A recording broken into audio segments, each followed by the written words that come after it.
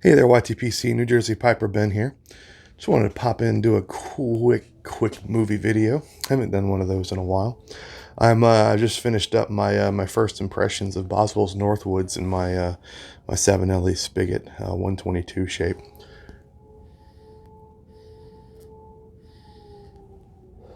and it is very good. I can see why so many people speak so highly of it. But today's movie is, forgive the noise. I'm going to take my mic off really quickly because I want to show you my shirt to do the movie reveal.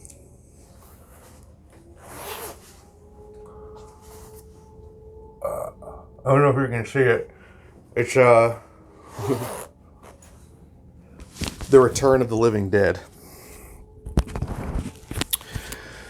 So,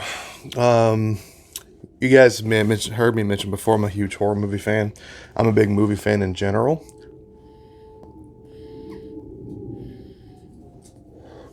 I'm a big comedy movie fan.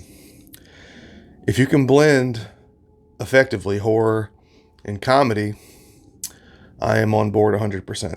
So, a fantastic example of that would be a movie like Shaun of the Dead, the Evil Dead series, Bruce Campbell, Ash. Those movies are fantastic and hilarious. And today's subject, The Return of the Living Dead. So, The Return of the Living Dead is from 1985. It is primarily a zombie themed horror movie.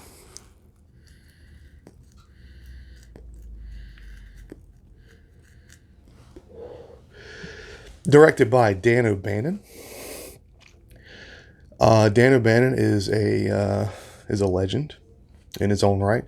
You may know him from writing such things as just about anything related to Aliens, all those movies, Total Recall, Dark Star. So this he didn't direct too many movies. I think he directed like 3 movies, and one of those was a short. But his most famous directorial effort is definitely The Night of the Living Dead. But he's much more well known as a writer.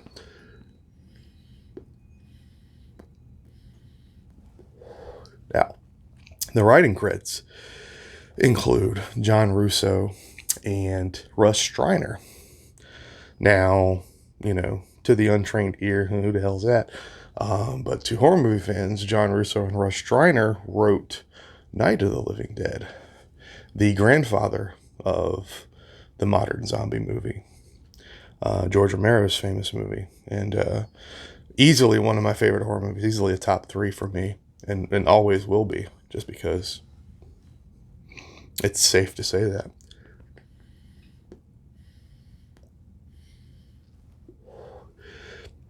But the Return of the Living Dead again, 1985 horror comedy, zombies. The zombies resulted from some weird chemical spill from the military or some weird shit that happened and got into like a nearby graveyard and started reanimating all these corpses.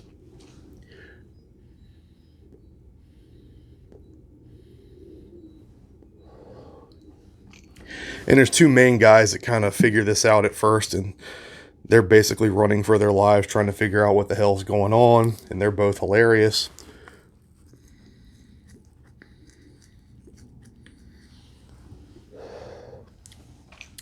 There's a nasty band of punks involved at some point that are, generally riding around terrorizing the town.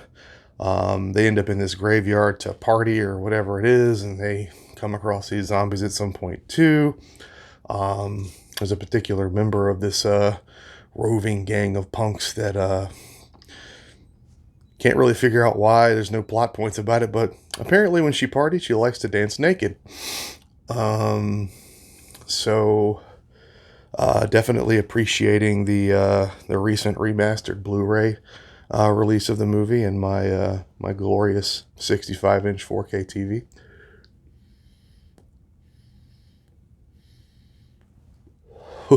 Which I think that combination of things is reveals a bit more about that scene than the directors may have originally intended, and I'm totally fine with that.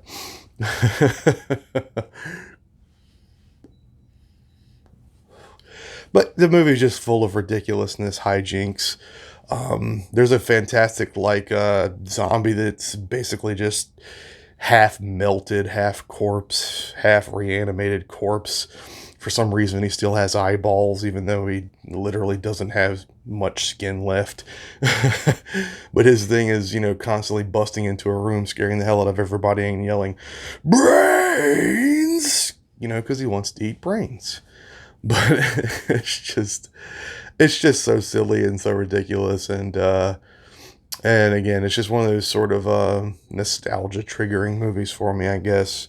And I obviously didn't see this movie when it came out. I was 6 years old when it came out, but as I developed as a movie fan and started finding out more and more about movies, you can't get into horror movies and not find this movie eventually. And if you are into horror movies or funny zombie movies or, just silly movies in general, um, and you haven't seen this, definitely seek it out. It's hilarious and funny and well made, well written. Again, I explained the lineage up front. Dan O'Bannon, the writers, Russ Streiner, and John Russo. So the pedigree behind the movie is fantastic. The visual effects are actually really good too. For the time and probably and for the budget, they did a really good job. So, yeah, definitely seek that one out. And with that, I'm going to finish my bowl of Northwoods, and you guys have a wonderful day.